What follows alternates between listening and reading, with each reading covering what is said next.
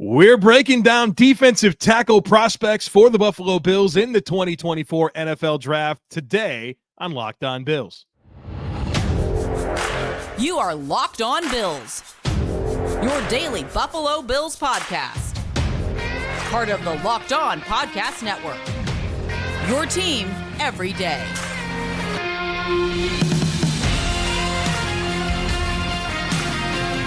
What's up, Bills Mafia? It's Joe Marino, author of Go Bills and Buffalo's Run, also the co-host of the Locked On NFL Scouting podcast, and I'm your host of Locked On Bills. Want to thank you for making Locked On Bills your first listen every day, and a big welcome and shout out to our everydayers. You know who you are. Those of you who never miss a single episode, I appreciate y'all being here very, very much. I'd also like to invite you to subscribe or follow for free on YouTube or wherever you listen to podcasts. We're part of the Locked On Podcast Network, your team every day. Today's episode is brought to you by Game Time. Download the Game Time app, create an account, and use code LOCKEDON for $20 off your first purchase. Well, folks, welcome in. Very excited to continue getting ready for the 2024 NFL Draft. Today, focusing in on a batch of defensive tackle prospects. We're going to get to 6 defensive tackle prospects on this episode. We are not going to discuss all of the Bills' defensive tackle options, but we will at some point. Today is about Byron Murphy from Texas, Johnny Newton from Illinois, Kris Jenkins from Michigan, Michael Hall Jr. from Ohio State, Braden Fiske from Florida State, and Ruke Orhorhoro from Clemson. Yes, that is the correct pronunciation. I looked it up. You can miss me with any complaints about how I said his name. And so we're going to talk about those defensive tackles. We will do another episode on other defensive tackles, but that is the focus for today. We've already done a batch of wide receiver prospects. We've done a batch of edge rusher prospects. And this is all about building the Buffalo Bills 2024 NFL Draft Board, which at the end of all of these prospect primers, I will deliver for you to use on draft night. So what's the need at defensive tackle? Well, I think the Bills need to get more dynamic when it comes to the interior defensive line. The depth throughout the years has just really underachieved. And they reset that depth with Tim Settle no longer being part of the mix. He's a Houston Texan. Jordan Phillips has not been retained. He's hinted at retirement. And the Bills play 4 defensive tackles every single game. Now, Ed Oliver and Daquan Jones, those are your starters. That's an excellent pair of starters. But you're still looking to fill a lot of meaningful snaps behind them. And Austin Johnson was added on a 1-year deal that I think will provide great depth behind Daquan Jones. But I still think you need more here. You definitely need more. You definitely need more pass rush. I think you have a sizable chunk of your rotation still to fill out, and it's critically important. And Brandon Beane, during his press availability at the NFL League meetings on Sunday night, he identified defensive tackle as his top priority entering free agency. And of course, they re-signed Daquan Jones and added Austin Johnson to the mix. But for a team that plays 4 defensive tackles every game, and for Brandon Beane to identify this as a top need, and them still missing at least one critical piece of their rotation. They rostered 5 defensive tackles last year. This is definitely an area of concern on the roster. The good news, though, is there are some very appealing prospects. 6 of them we're going to discuss today. A couple of them first-round targets, a couple of second-round targets, and 1 or 2 guys that would make sense in the kind of third round, which, again, the Bills don't have a third-round pick, but we know that Brandon Beane likes to move around the board. So we'll start with the guys that I think are clearly the best 2. Byron Murphy out of Texas, Johnny Newton from Illinois. These are sprint to the podium guys. If they're available at 28, sprint to the podium. You don't think twice about it. Said that about a few of the edge rushers yesterday. I'll say that about these 2 defensive tackles. There's no real decision to be made. If they're available, you sprint to the podium. And we'll see when it's all said and done who's actually there. A lot of these sprint to the podium guys, I say that because I don't anticipate them being available at 28. But in the off chance that they are, I'd just be over the moon if the Bills are able to draft them. So we'll start with Byron Murphy, the second defensive tackle out of Texas. We'll consider 2 things with all of the prospects. Why should the Bills consider drafting the player? what concerns are there about the player when you forecast them to the Buffalo Bills. So Byron Murphy out of Texas, 6'1", 297 pounds, 32 3/8 on the arm length, 10 1/4 hands, an RAS score of an 8.97. Again, a perfect score there is a 10, so he's an outstanding athlete. This past season, 8.5 tackles for loss, 5 sacks for Texas in 2023. Bruce Feldman puts out a college football freaks list every single year, and I love looking at it. It just highlights some of the most extraordinary athletes in college football. Well, Byron Murphy made the list. He was number 18 on the freaks list. And check out some of these numbers. He hit 18 miles an hour on the radar gun, that's moving for 300-pound defensive tackle. He has a 400-pound front squat, which is just insane. I don't know if you've ever done front squat. It's a lot different than a back squat. It really puts a lot more stress on your core to be able to get 400 pounds. And I watched the video of this, and he's getting full depth on this. These aren't half squats. His hip crease gets below his knees. That's a full squat, 400 pounds, and a 375-pound power clean. This dude, he knows where the weight room's at, and he's a powerful dude that has a lot of strength. Was the Big 12 Defensive Lineman of the Year in 2023. He turns 22 in September. So why should the Bills consider drafting Byron Murphy? Well, there's so many reasons. I mean, first of all, he's got a dense, squatty, and thick build, kind of like the way that he's slapped together. I think he's got built-in leverage just kind of based on the density of his frame that allows him to really be firm at the point of attack. And he plays with consistently outstanding leverage, which really maximizes his functional strength, right? Trench battles in the NFL are still about leverage in a lot of ways. Byron Murphy plays with built-in leverage. He's explosive off the ball, very sudden, twitchy, and flexible. I love how quick his hands are. He consistently wins with first contact. Violent and busy hands. You want guys that have pop in their hands, that know how to use them to deconstruct blocks. Byron Murphy has the goods. I think he's a very smart football player. He processes the run extremely well, strains for his gap against the run, and understands how blocking schemes are trying to attack the defense and understands where he's supposed to be in terms of his run fit. I think he's got a very strong foundation of pass rush moves. You see the swim, the rip, the cross chop, the push pull.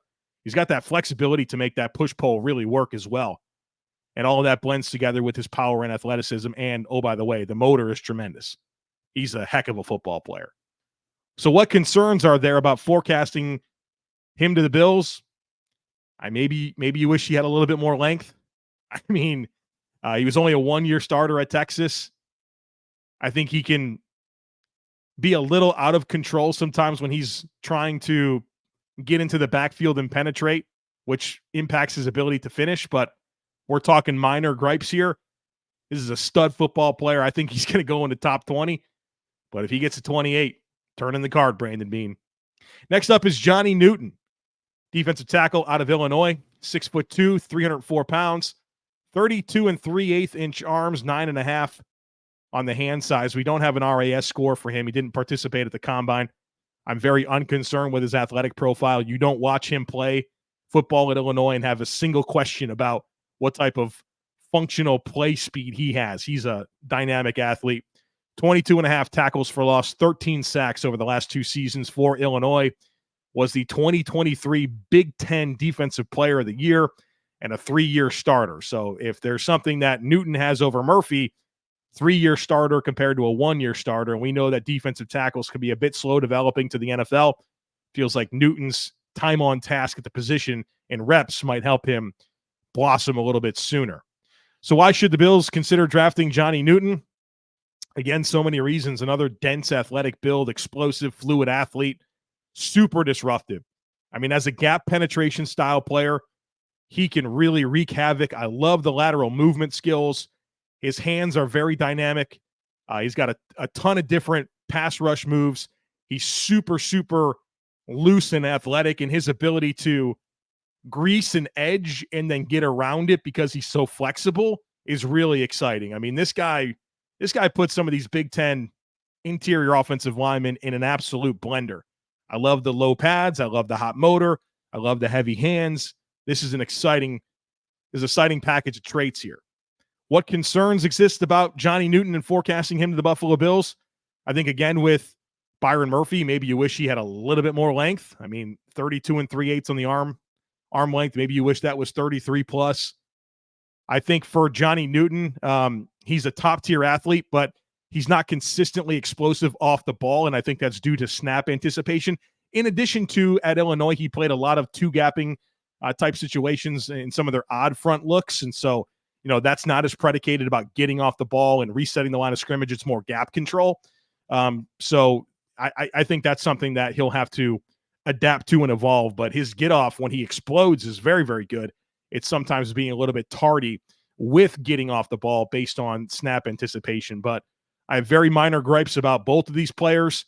I think they're guys that project as impact starting defensive tackles, starting three tacks in the NFL. And if the Bills got a chance to have either one of them to play behind and alongside Ed Oliver, your rush packages with these guys is going to be pretty doggone exciting.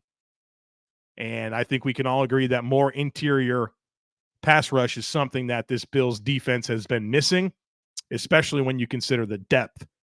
And both of these guys would absolutely solve that. So that's kind of the top of the list. And I got a couple of very exciting guys that I have second round grades on that I want to discuss here in just a moment. So be sure to stick with me.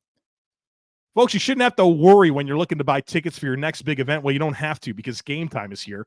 And it's the fast and easy way to buy tickets for all the sports, music, comedy, and theater events near you. They have killer deals on last-minute tickets, all-in prices. They give you a view from your seat and a best price guarantee. I mean, simply put, Game Time takes the guesswork out of buying tickets. The app is awesome, super easy to navigate. They give you flash deals. And I also love this. Whenever you purchase a ticket from Game Time, they don't, it goes right to your phone. You don't have to dig through emails to find it. It goes straight to your phone. So snag the tickets without the stress with Game Time. Download the Game Time app, create an account, and use code LOCKEDON for $20 off your first purchase. Terms apply. Again, create an account and redeem code LOCKEDON. That's LOCKEDON for $20 off. Download Game Time today. Last minute tickets, lowest price guaranteed.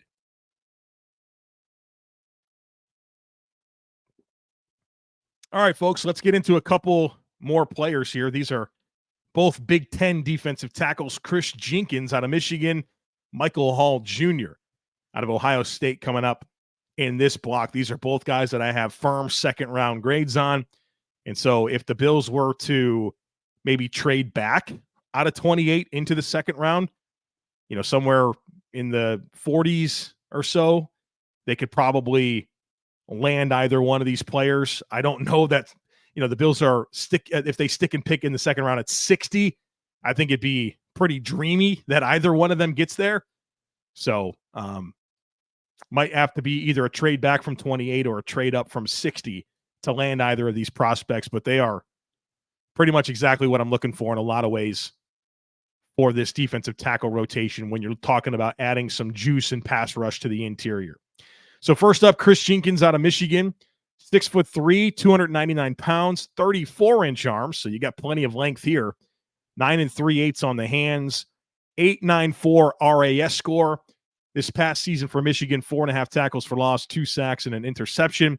Yes, he is the son of Kris Jenkins, who was an outstanding NFL defensive tackle for a long time, a 2-time All-Pro, 4-time Pro Bowler. He was a stud and very different than his son. Kris Jenkins was very athletic, but he was a big, massive dude that was kind of like a very traditional nose tackle, where Kris Jenkins he's big. I mean, let's not act like 6'3", 299 pounds isn't big, but not nearly as big as his dad, and he's more of a penetration style 3-tech. So let's talk about him. Why should the Bills consider drafting Kris Jenkins? He's a quick, explosive, and flexible player. Definitely has gap penetration ability, can get up the field and disrupt. I love the length, and this is definitely something he has more of than Newton and Murphy, where he knows how to play with extension, and he regularly wins with first contact. And that combination of quick hands and length makes it very difficult for blockers to get into his frame, and it puts him in positions to control reps, and he does that very routinely. I think he's got a very firm anchor against single blocks. He's not getting moved by one guy. It's going to take a double to really displace him. The motor is always cranked.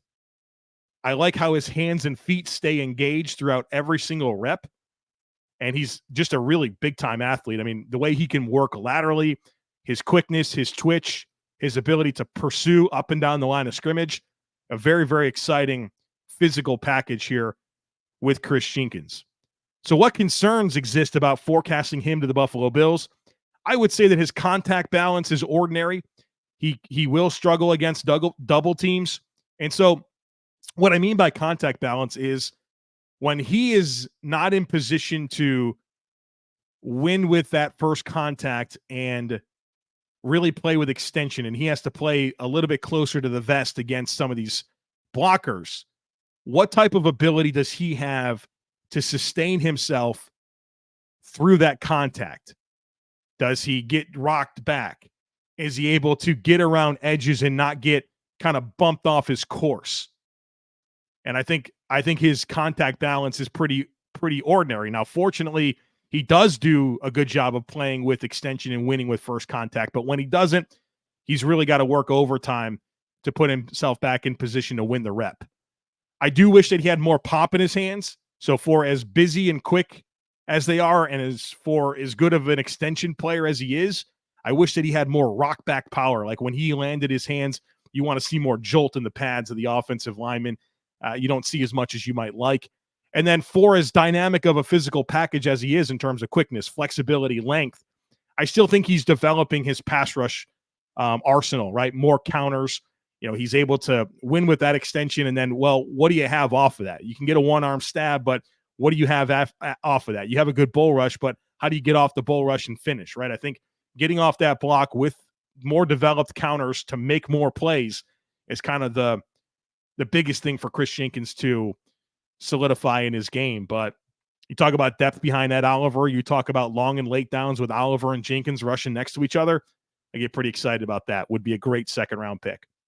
Michael Hall Jr., next up, defensive tackle, Ohio State, 6'3", 290 pounds, 33.5-inch arms, 10-inch hands, 9.27 on the RAS score. So a big-time athlete here.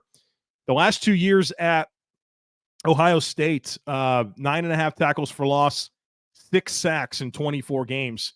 I was very surprised that he didn't have more robust numbers, because watching his tape, you know, I always watch the tape and then I look at the stats. And I thought this guy was going to have just astronomical stats, but he really didn't. And that really kind of surprised me just based on the player I watched on tape. He turns 21 in June, so a young player that has plenty of upward mobility. So why should the Bills consider drafting Michael Hall? Explosive and knows how to attack blocks.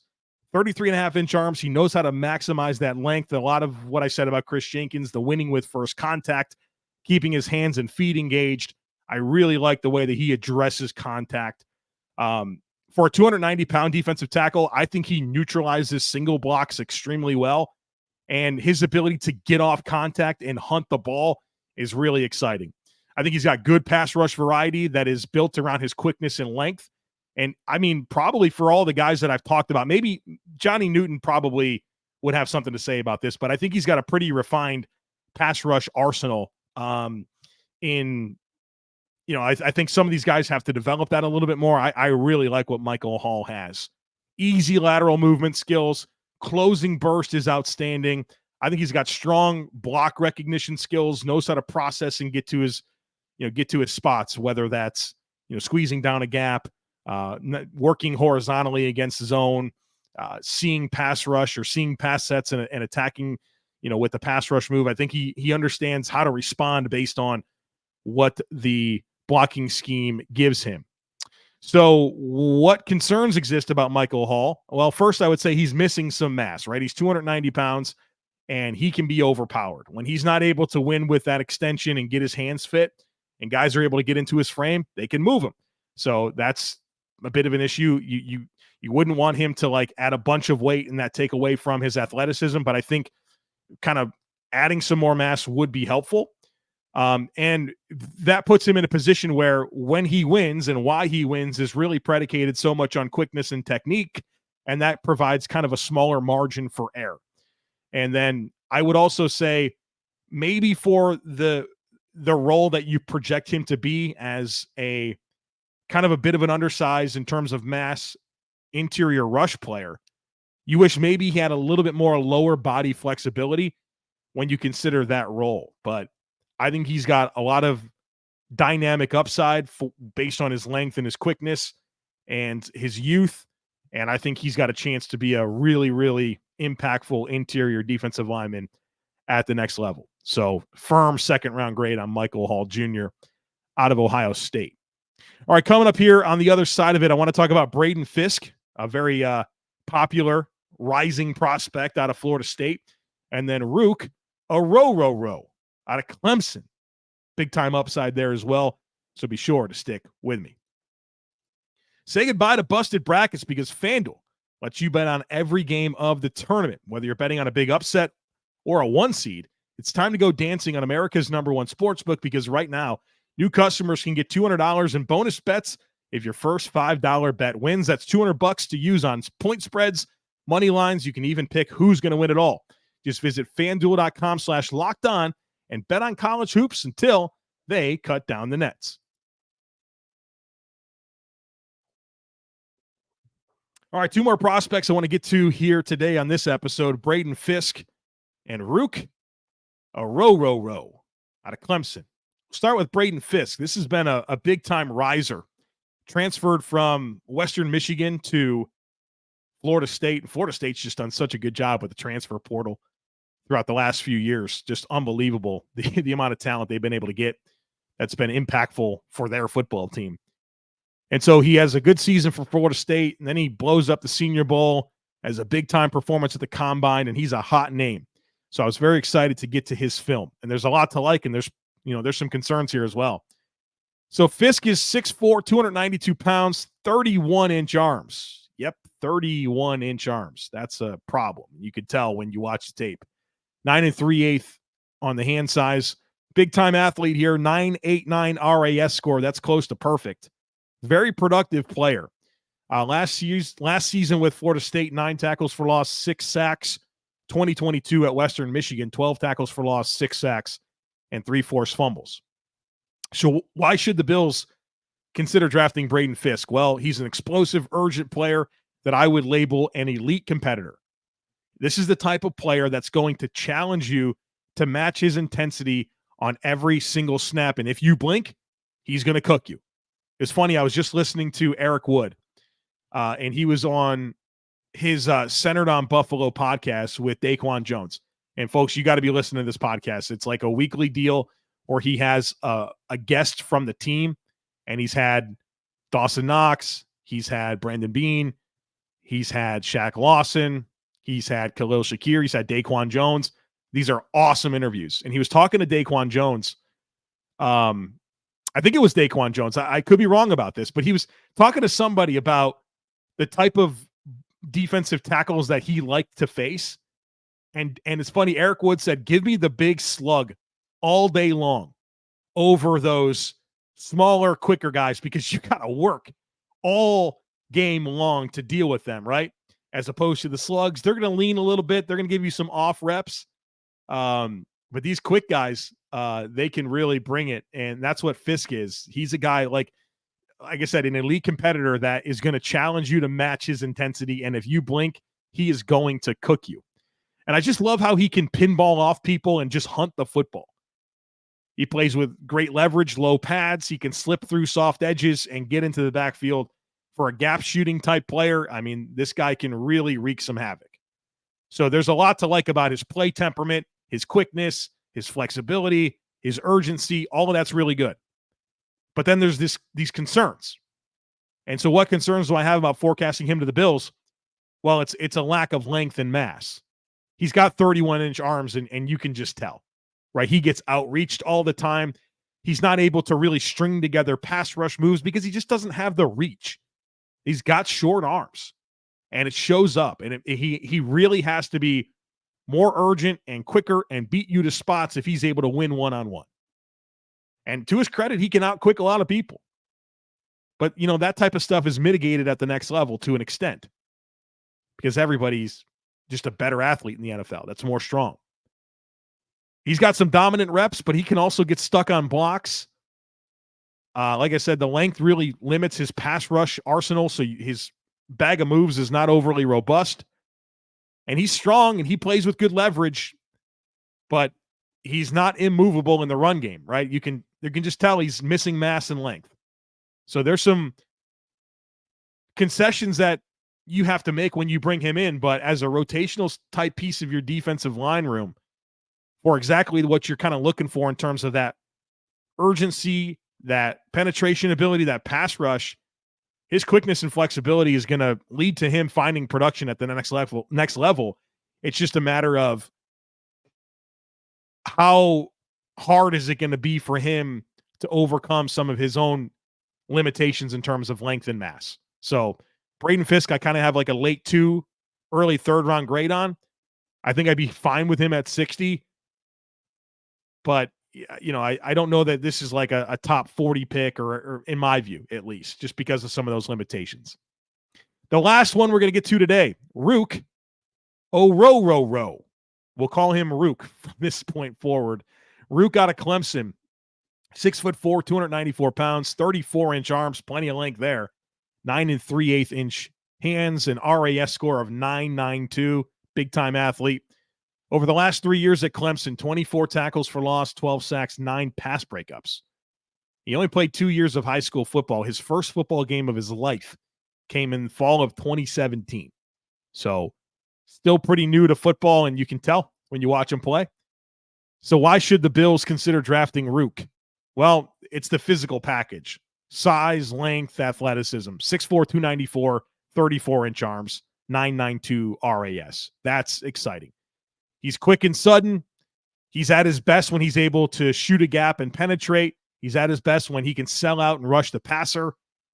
He's got the physical tools that you're looking for to become a really good interior pass rusher and a really good interior penetration style player. I think his snap timing can be hit or miss, but he is very explosive off the ball, and he's got flexibility. So he can work laterally. He can corner the edges. He can change directions very smoothly. So your appeal here is the upside combined that is really rooted in the physical ability in terms of size, length, mass, quickness, flexibility. All of that's really exciting. What concerns exist about forecasting him to the Bills? Well, he's just raw. He needs to develop more technique and more counters as a pass rusher. He's got too many body-to-body reps with no plan. I think he's got to become better at IDing blocking schemes against the run. I want to see more urgency for him to get off blocks and find the football, right, and become more of a playmaker. And kind of what I talked about with Marshawn Kneeland is that he's got a tendency to be more of a visual player than a reactive player. So that leads to him kind of standing up, looking in the backfield. Yeah, pads can get high. That robs him of leverage, and that can lead to him getting moved in the run game.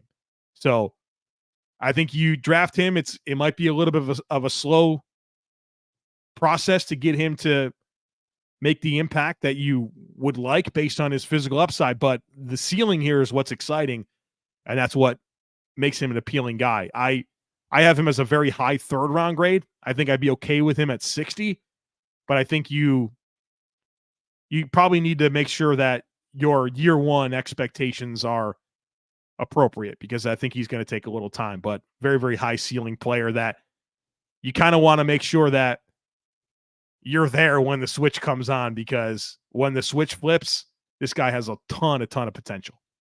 So there you have it. 6 defensive tackle prospects for the Bills covered in this episode. We'll do at least one more episode on defensive tackles.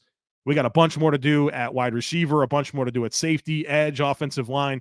We're getting ready for the draft in the build-up here. We're like inside of a month until the event. So we're going to spend a lot of time getting ready for it. Hopefully you're enjoying this format, because we got a bunch more to come.